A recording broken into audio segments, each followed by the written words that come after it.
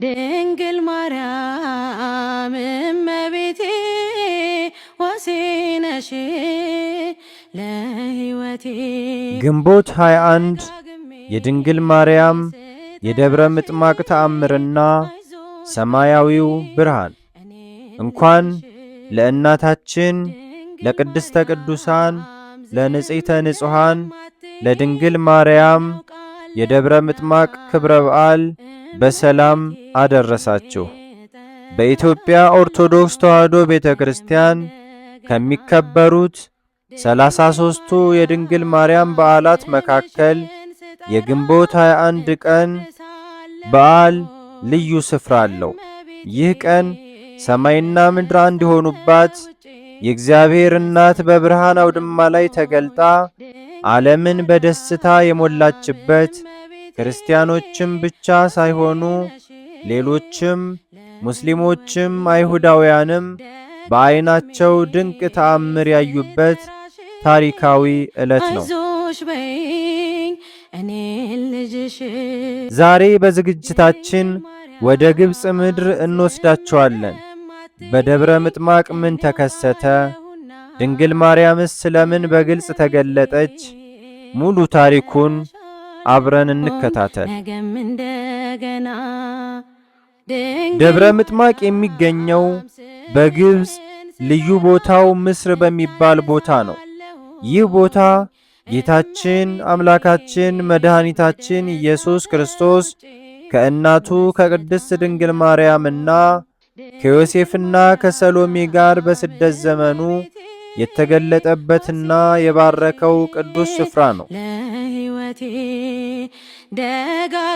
በኋላም በዚህ ቦታ ላይ በቅድስት ድንግል ማርያም ስም ታላቅና ውብ ቤተ ክርስቲያን ታንጾ ነበር። ይህቺ ቤተ ክርስቲያን ለዘመናት የብዙ ክርስቲያኖች መጽናኛና የተአምራት ምንጭ ሆና ኖራለች።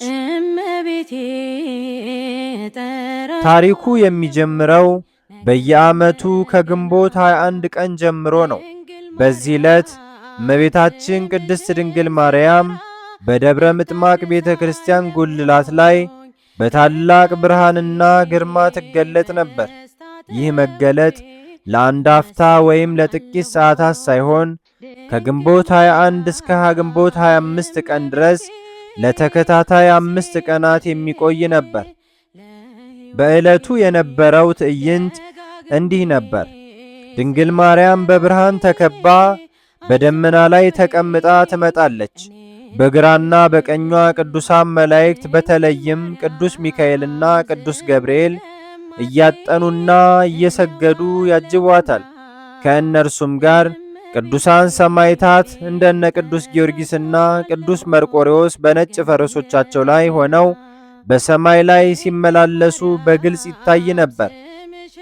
ሕዝቡ ሁሉ ይህንን ሰማያዊ ክስተት በዓይናቸው እየተመለከቱ በአንድ ድምፅ ኪርያላይሶን አምላክ ሆይ ማረን እያሉ ይጮኹ ነበር። እሷም እጆቿን ዘርግታ ሕዝቡን ትባርክ፣ ስግደታቸውንና ጸሎታቸውንም ትቀበል ነበር። የዚህ ተአምር ልዩ ባህሪ ምንድን ነው? የደብረ ምጥማቅን ተአምር ልዩ የሚያደርገው ሁለት ዋና ዋና ነገሮች ናቸው። አንደኛው ለሁሉም ሰው በግልጽ መታየቱ። ተአምሩ የተገለጠው ለቅዱሳን ወይም ለአማኞች ብቻ አልነበረም።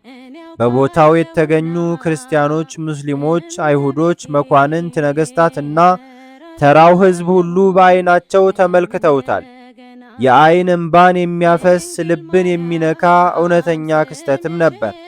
ሁለተኛው ብዙዎች ወደ እምነት መመለሳቸው ይህንን ታላቅ ብርሃንና የመላእክትም ምስጋና በዓይናቸው ያዩ በርካታ አሕዛብና ሌሎች እምነት ተከታዮች የክርስቲያን አምላክ እውነተኛ ነው፣ ድንግል ማርያምም የሰማይና የምድር ንግሥት ናት በማለት አምነው ተጠምቀዋል።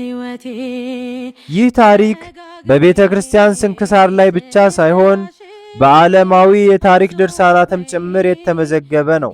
ለምሳሌ በ15ኛው ክፍለ ዘመን የነበረው ታዋቂው የእስልምና እምነት ተከታይና የታሪክ ተመራማሪ አልማክሪዚ በጻፈው የታሪክ መጽሐፍ ላይ በደብረ ምጥማቅ ክርስቲያኖችም ሆኑ ሙስሊሞች ተሰብስበው ድንግል ማርያም በብርሃን ስትገለጥ በጋራ ያዩ የነበረ መሆኑንና ክስተቱ እውነተኛ እንደነበር መስክሯል።